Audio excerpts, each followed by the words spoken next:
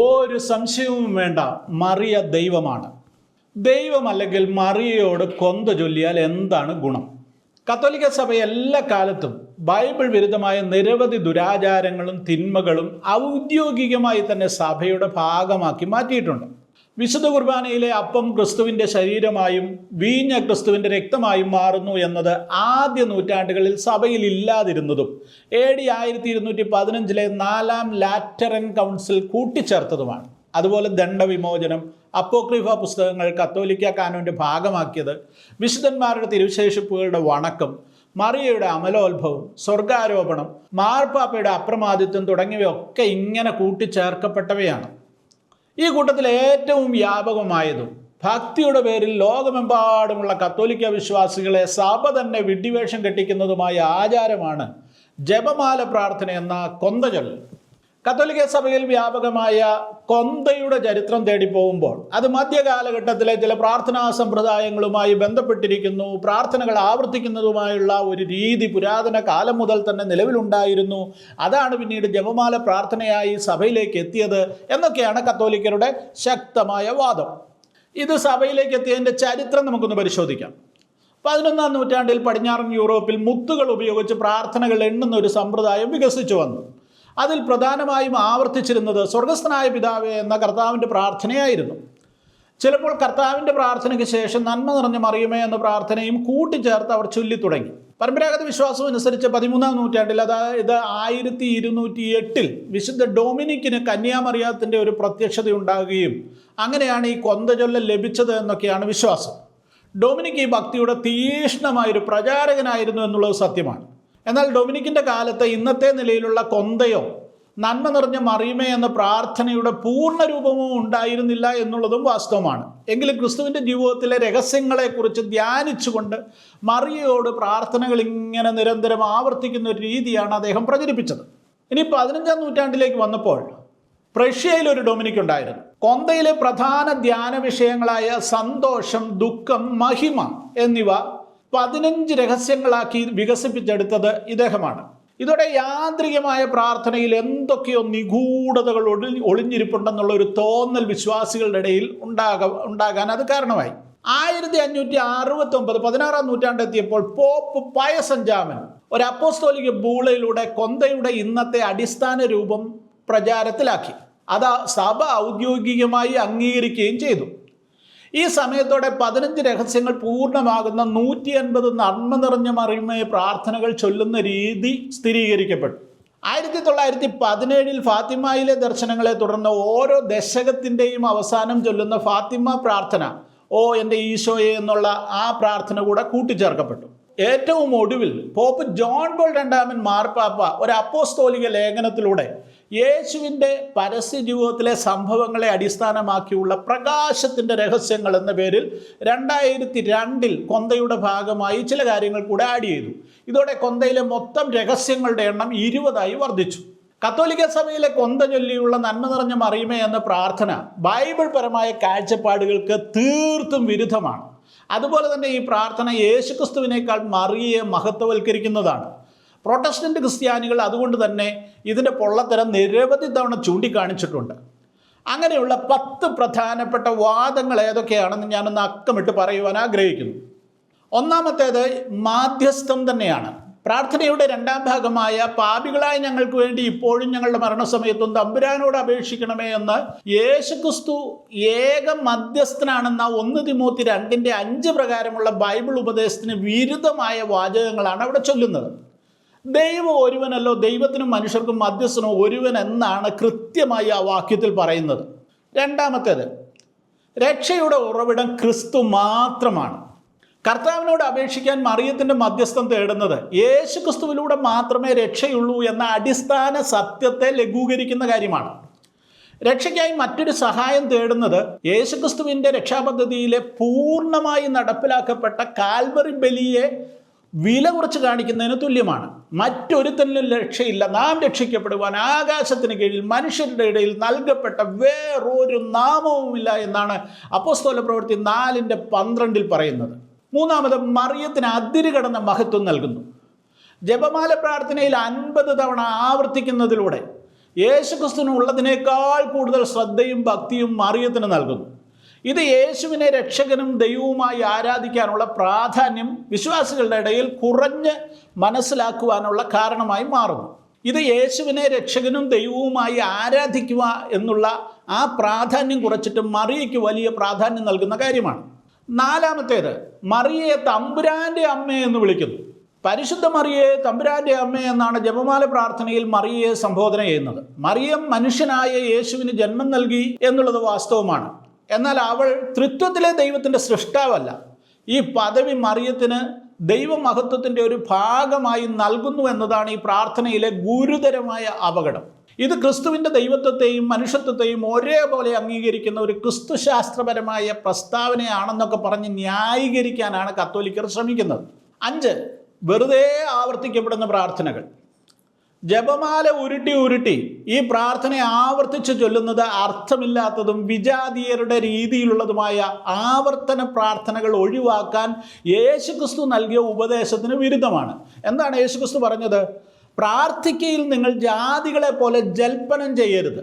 അതിഭാഷണത്താൽ ഈ ഉത്തരം കിട്ടുമെന്നല്ലോ അവർക്ക് തോന്നുന്നത്. അവരോട് തുല്യരാകരുത്. നിങ്ങൾക്ക് ആവശ്യമുള്ളത് ഇന്നതെന്ന് നിങ്ങൾ യാചിക്കുന്നതിന് മുൻപ് നിങ്ങളുടെ പിതാവ് അറിയുന്നുണ്ടല്ലോ. മത്തായി 6:7-8 വാക്യങ്ങളാണ്.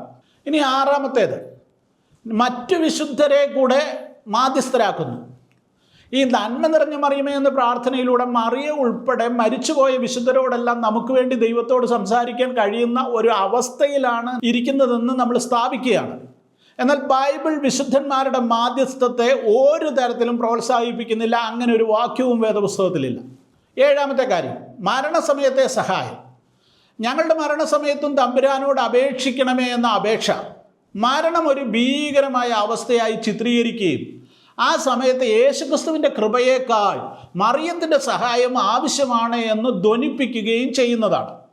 ഒരു യഥാർത്ഥ വിശ്വാസിയെ സംബന്ധിച്ചിടത്തോളം തൻ്റെ മരണസമയത്ത് യേശുക്രിസ്തുവിൻ്റെ സാന്നിധ്യം തന്നോടൊപ്പം ഉണ്ടെന്നുള്ള ഒരുറപ്പാണ് ഉണ്ടായിരിക്കേണ്ടത്, ഒരു ആത്മവിശ്വാസമാണ് ഉണ്ടായിരിക്കേണ്ടത്. പിന്നെ മറിയോട് പ്രാർത്ഥിക്കുന്നതുകൊണ്ട് എന്തർത്ഥമാണുള്ളത്? 8-ാമത്തേത്, മറിയയുടെ ഭൗമിക ജീവിതത്തിൽ ലഭിച്ച അനുഗ്രഹത്തിൻ്റെ വർണ്ണന.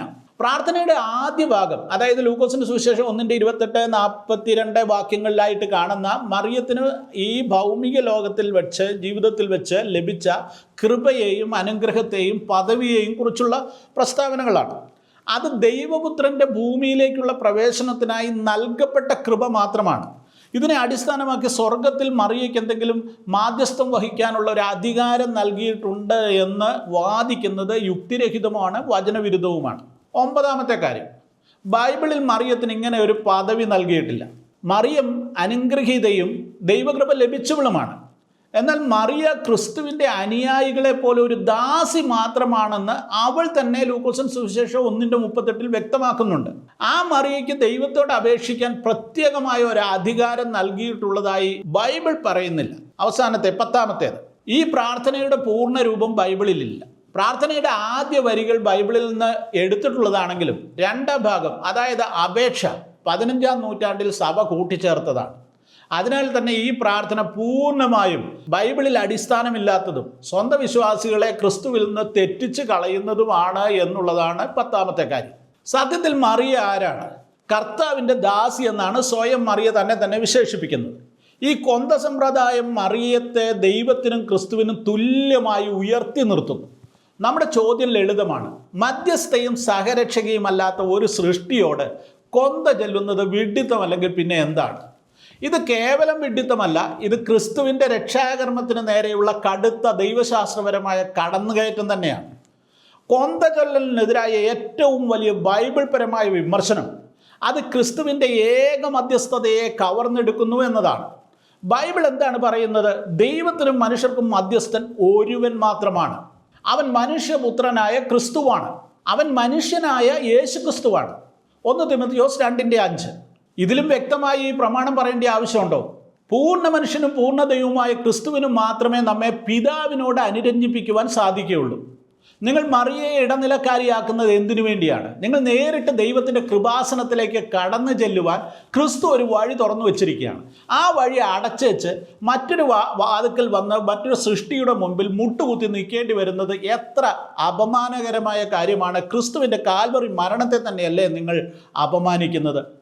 മറിയയെ മധ്യസ്ഥയും സഹരക്ഷകയും എന്ന് വിളിച്ചാണ് ഈ കൊന്തഭക്തിയെ ന്യായീകരിക്കുന്നത്. എന്നാൽ ഇപ്പോൾ കത്തോലിക്ക സഭയുടെ പരമോന്നത ദൈവശാസ്ത്ര സ്ഥാപനം എന്തു പറയുന്നു എന്നുള്ളത് ഏറ്റവും രസകരമായ. വത്തിക്കാൻ്റെ വിശ്വാസ പ്രമാണ കാര്യാലയം മറിയയെ സഹരക്ഷക എന്ന് വിശേഷിപ്പിക്കുന്നത് ക്രിസ്തുവിൻ്റെ ഏകമായ പങ്കിനെ ഇല്ലാതാക്കാനുള്ള സാധ്യത വഹിക്കുന്നതിനാൽ അത് അനുയോജ്യമല്ല എന്ന് പ്രഖ്യാപിച്ചു. നമ്മൾ അതിനെക്കുറിച്ചൊക്കെ നേരത്തെ വിശദീകരിച്ചതാണ്. ശ്രദ്ധിക്കുക, നിങ്ങൾ വിളിച്ചപേക്ഷിക്കുന്ന സ്ഥാനപ്പേരുകൾ ക്രിസ്തുവിനെ മറികടക്കാൻ സാധ്യതയുണ്ടെന്ന് റോമൻ സിംഹാസനം തന്നെ സമ്മതിക്കുന്നു. ക്രിസ്തുവിൻ്റെ രക്ഷാകർമ്മത്തെ ഒരു സൃഷ്ടിയും മറികടക്കുക എന്നുള്ളത് സാധ്യമായ കാര്യമല്ല. പിന്നെ എന്തിനാണ് ഈ അപകടകരമായ വിളികൾ പ്രാർത്ഥനകളിൽ നിങ്ങൾ ആവർത്തിച്ചു കൊണ്ടേയിരിക്കുന്നത്? പ്രാർത്ഥനകളുടെ എണ്ണമല്ല, ഹൃദയത്തിൽ നിന്നുള്ള ആത്മാർത്ഥതയാണ് ദൈവത്തിന് ആവശ്യം.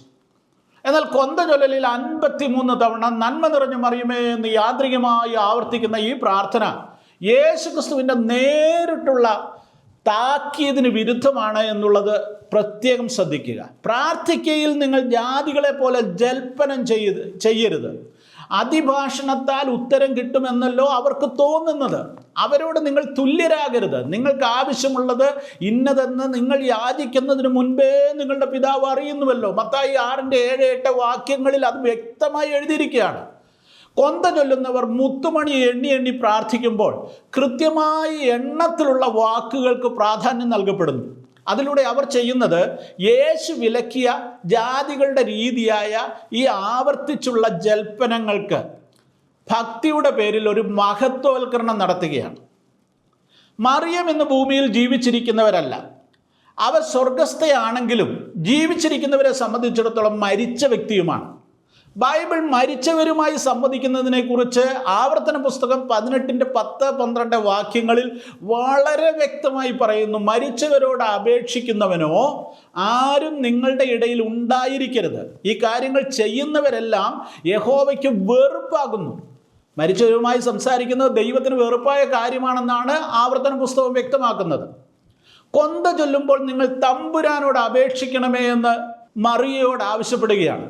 ആവർത്തന പുസ്തകം വിലക്കിയ, വെറുക്കപ്പെട്ട മരിച്ചവരോടുള്ള പ്രാർത്ഥനയല്ലേ ഇത്?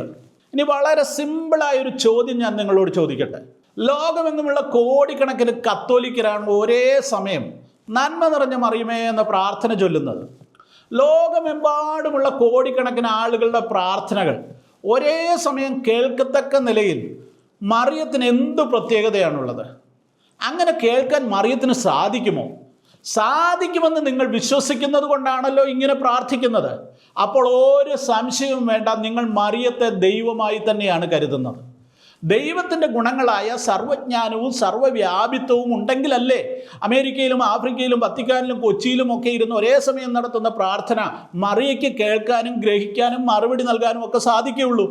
ദയവായി നിങ്ങളൊന്ന് തിരിച്ചറിയുക, മറിയ ദൈവത്തിൻ്റെ ഒരു സൃഷ്ടി മാത്രമാണ്. ഒരു സൃഷ്ടിക്ക് ദൈവത്തിൻ്റെ ഗുണങ്ങൾ ആരോപിക്കുന്നത് കൃത്യമായും വിഗ്രഹാരാധനയുടെ ഏറ്റവും വലിയ അപകട സാധ്യതയിലേക്ക് ജനങ്ങളെ എത്തിക്കുന്ന കാര്യമാണ്. കൊന്തചൊല്ലലിൻ്റെ ഏറ്റവും വലിയ ദൈവനിന്ദ അതിൻ്റെ രക്ഷാകര അവകാശവാദമാണ്. കൊന്ത സ്ഥിരമായി ചൊല്ലുന്നവർക്ക് നരകത്തിൽ പോകുന്നതിൽ നിന്ന് രക്ഷപ്പെടാൻ കഴിയുമെന്ന് നിങ്ങൾ പറയുന്നു. രക്ഷ കൈവരിക്കുന്നതിനുള്ള അത്യാവശ്യ സഹായമാണ് എന്നും ചില കത്തോലിക്ക പ്രസിദ്ധീകരണങ്ങളും മറിയ പ്രഭാഷകരും അച്ഛന്മാരുമൊക്കെ ഇപ്പോഴും ശക്തമായി വാദിച്ചുകൊണ്ടിരിക്കുക. ഇത് സുവിശേഷത്തിനെതിരാണ്. കൃപയാലല്ലോ നിങ്ങൾ വിശ്വാസം മൂലം രക്ഷിക്കപ്പെട്ടിരിക്കുന്നത്. അതിനും നിങ്ങൾ കാരണമല്ല, അത് ദൈവത്തിൻ്റെ ദാനമാണ്. ആരും പ്രശംസിക്കാതിരിപ്പാൻ അത് പ്രവർത്തികളാൽ അല്ല എന്ന് എഫേസ്യ ലേഖനം 2:8-9 വാക്യങ്ങളിൽ പറഞ്ഞിരിക്കുമ്പോൾ മറിയയെ പ്രശംസാർഹമാക്കുന്ന, ദൈവമാക്കി മാറ്റുന്ന നിങ്ങളുടെ പ്രവൃത്തി എത്ര അപമാനകരമാണ്. രക്ഷയൊരു സമ്മാനമാണ്. നിങ്ങൾ എണ്ണിത്തീർക്കുന്ന മുത്തുകളുടെ എണ്ണമല്ല. കൊന്തചൊല്ലൽ രക്ഷയ്ക്ക് അത്യാവശ്യമാണെന്ന് പഠിപ്പിക്കുമ്പോൾ രക്ഷയ്ക്ക് ക്രിസ്തുവിൻ്റെ കാൽവറിയാഗം മാത്രം മതിയായതല്ല എന്ന അപകടകരമായ സന്ദേശമാണ് നിങ്ങൾ നൽകുന്നത്. ക്രിസ്തുവിനെ മാത്രം തേടുക. കൊന്ത ചൊല്ലൽ ഒരു വിഡ്ഢിത്തമാണ്. അതിലുപരി അത് ആത്മീയമായ ദുരന്തമാണ്. ഇത് ക്രിസ്തുവിൻ്റെ ഏക മധ്യസ്ഥതയെ ലംഘിക്കുന്നു. ഇത് മരിച്ചവരുമായി ബന്ധപ്പെടരുതെന്ന പ്രമാണം തെറ്റിക്കുന്നു. ഇത് വ്യർത്ഥമായ ജൽപ്പനത്തെ അല്ലെങ്കിൽ ആവർത്തനത്തെ മഹത്വവൽക്കരിക്കുന്നു. ഇത് കൃപയാലുള്ള രക്ഷയെ കർമ്മങ്ങളെ ആശ്രയിക്കുന്ന ഒന്നാക്കി മാറ്റുന്നു. ഈ വിഡ്ഢിത്തത്തിൽ നിന്ന് പുറത്തു വരിക. മറിയം കർത്താവിൻ്റെ ദാസിയാണ്. അവൾ സകലരെയും ക്രിസ്തുവിലേക്ക് ചൂണ്ടിക്കാണിക്കുവാനേ ആഗ്രഹിക്കുന്നുള്ളൂ. നിങ്ങളുടെ പ്രാർത്ഥനകളുടെ ദിശ മാറ്റുക. ഇടനിലക്കാരെ ഉപേക്ഷിച്ച് കൃപയുടെ സിംഹാസനത്തിലേക്ക് ക്രിസ്തുവിലൂടെയുള്ള നേരിട്ടുള്ള പ്രവേശനത്തിന് നിങ്ങൾ തയ്യാറാകുക. ദൈവം അതിന് നിങ്ങളെ സഹായിക്കട്ടെ.